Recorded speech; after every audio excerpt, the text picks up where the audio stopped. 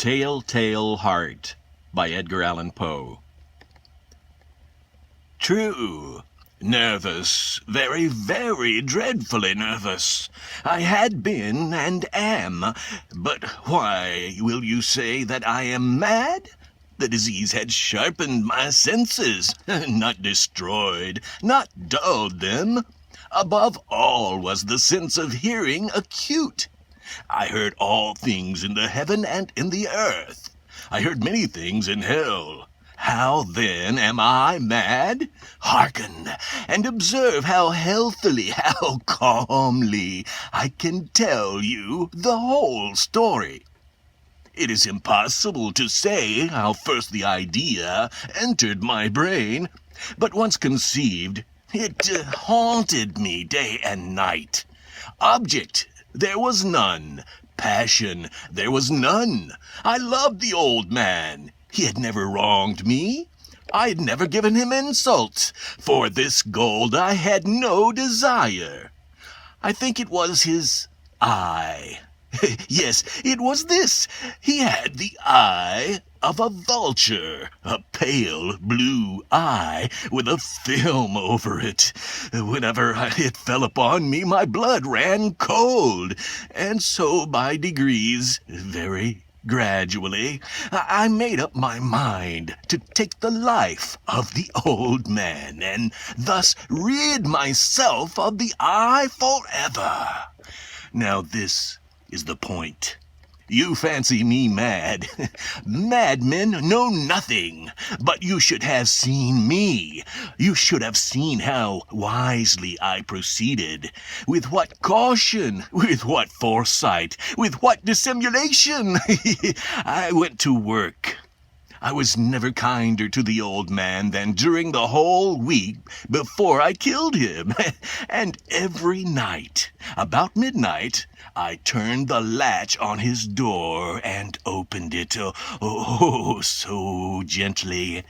And then, when I had made an opening sufficient for my head, I put in a dark lantern, all closed, so that no light shone out. And then I thrust in my head. Oh, you would have laughed to see how cunningly I thrust it in. I moved it very slowly, very, very slowly, so that I might not disturb the old man's sleep. It took an hour to place my whole head within the opening so far that I could see him as he lay upon his bed. Ha! Would a madman have been so wise as this? And then, when my head was well in the room, I undid the lantern cautiously. Oh, so cautiously. Cautiously, for the hinges creaked. I undid it just so much that a single thin ray fell upon the vulture eye. And this I did for 7 long nights, every night just at midnight. But I found the eye always closed, and so it was impossible to do the work, for it was not the old man who vexed me, but his evil eye. And every morning, when the day broke, I went boldly into the chamber and spoke courageously to him, calling him by name in a hearty tone, and inquiring how he has passed the night. So you see, he would have been a very profound old man indeed to suspect that every night, just at 12, I looked in upon him while he slept. Upon the 8th night I was more than usually cautious in opening the door. A watch's minute hand moves more quickly than did mine. Never before that night had I felt the extent of my own powers, of my sagacity. I could scarcely contain my feelings of triumph to think that there I was, opening the door, little by little, and he not even to dream of my secret deeds or thoughts. I fairly chuckled at the idea, and perhaps he heard me, for he moved on his bed suddenly, as if startled. Now you may think that I drew back, but no. His room was as black as pitch with the thick darkness, for the shutters were close fastened through fear of robbers, and so I knew that he could not see the opening of the door, and I kept pushing it on steadily. I had my head in and was about to open the lantern when my thumb slipped upon the tin fastening, and the old man sprang up in bed, crying out, "Who's there?" I kept quiet still and said nothing.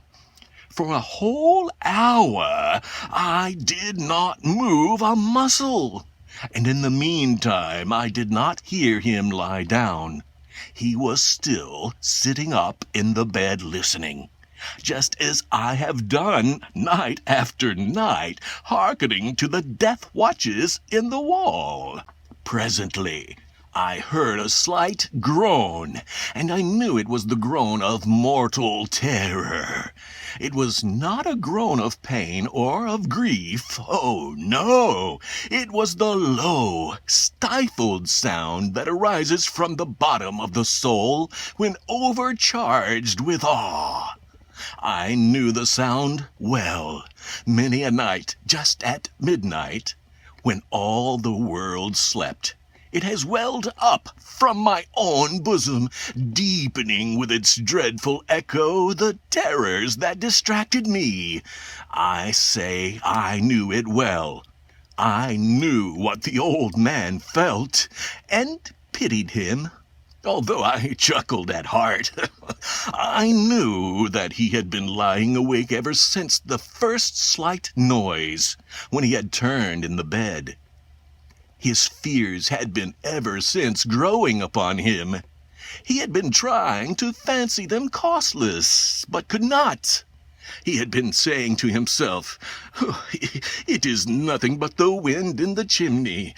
It is only a mouse crossing the floor, or it is merely a cricket which has made a single chirp."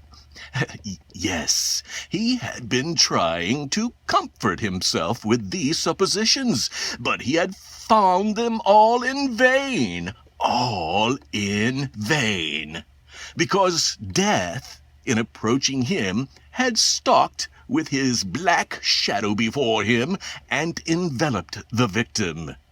And it was the mournful influence of the upperceived's shadow that caused him to feel, although he neither saw nor heard, to feel the presence of my head within the room. When I had waited a long time, very patiently, without hearing him lie down, I resolved to open a very, very little crevice in the lantern. So I opened it. You cannot imagine how stealthily, until at length a single dim ray, like the thread of the spider, shot from out the crevice and fell full upon the vulture eye.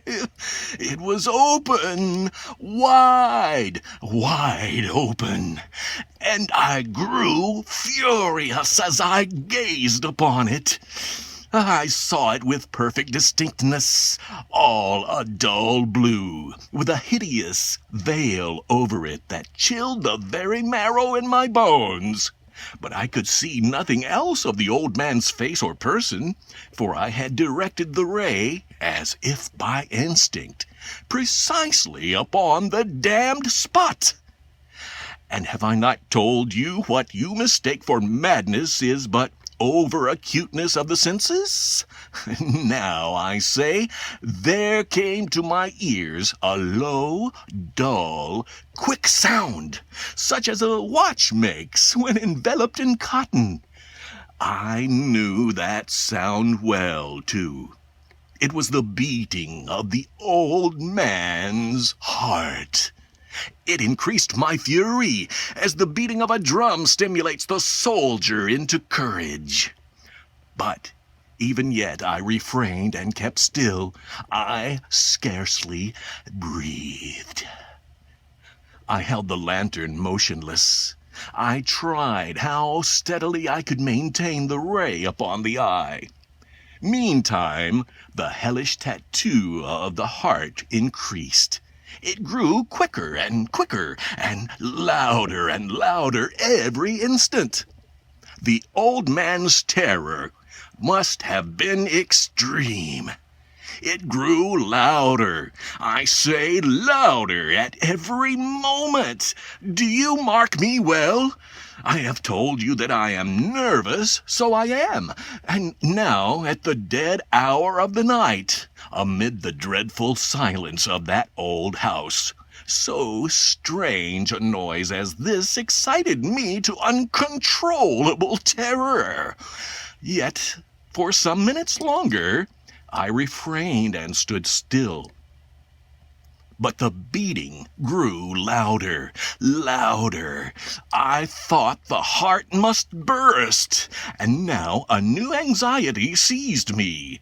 The sound would be heard by a neighbor. The old man's hour had come. With a loud yell, I threw open the lantern and leaped into the room. He shrieked once only. In an instant, I dragged him to the floor and pulled the heavy bed over him. I then smiled gaily to find the deed so far done. But for many minutes, the heart beat on with a muffled sound. This, however, did not vex me. It would not be heard through the wall. At length it ceased. The old man was dead. I removed the bed and examined the corpse. Yes, he was stone dead. I placed my hand upon the heart and held it there many minutes. There was no pulsation. He was stone dead. His eye would trouble me no more. If still you think me mad, you will think so no longer when I describe the wise precautions I took for the concealment of the body. The night waned, and I worked hastily, but in silence. First of all, I dismembered the corpse. I cut off the head and the arms and the legs. I then took up 3 planks from the flooring of the chamber and deposited all between the scantlings. I then replaced the boards so cleverly, so cunningly, that no human eye, not even his, could have detected anything wrong. There was nothing to wash out, no stain of any kind, no blood spot whatever. I had been too wary for that. A tub had caught all. When I had made an end to these labors, it was 4 o'clock, still dark as midnight. As the bell sounded the hour, there came a knocking at the street door. I went down to open it with a light heart, for what had I now to fear? There entered 3 men who introduced themselves with perfect suavity as officers of the police. A shriek had been heard by a neighbor during the night. Suspicion of foul play had been aroused. Information had been lodged at the police office, and they, the officers, had been deputed to search the premises. I smiled, for what had I to fear? I bade the gentleman welcome. The shriek, I said, was my own in a dream. The old man I mentioned was absent in the country. I took my visitors all over the house. I bade them search well. I led them at length to his chamber. I showed them his treasures, secure, undisturbed. In the enthusiasm of my confidence, I brought chairs into the room and desired them there to rest for their fatigues, while I myself, in the wild audacity of the perfect triumph, placed my own seat upon the very spot beneath which reposed the corpse of the victim. The officers were satisfied. My manner had convinced them. I was singularly at ease. They sat, and while I answered cheerily, they chatted on familiar things. But ere long I felt myself getting pale and wished them gone. My head ached, and I fancied a ringing in my ears, but still they sat and still chatted. The ringing became more distinct. It continued and became more distinct. I talked more freely to get rid of the feeling, but it continued and gained definiteness, until at length I found that the noise was not within my ears. No doubt I now grew very pale, but I talked more fluently and with a heightened voice, yet the sound increased, and what could I do?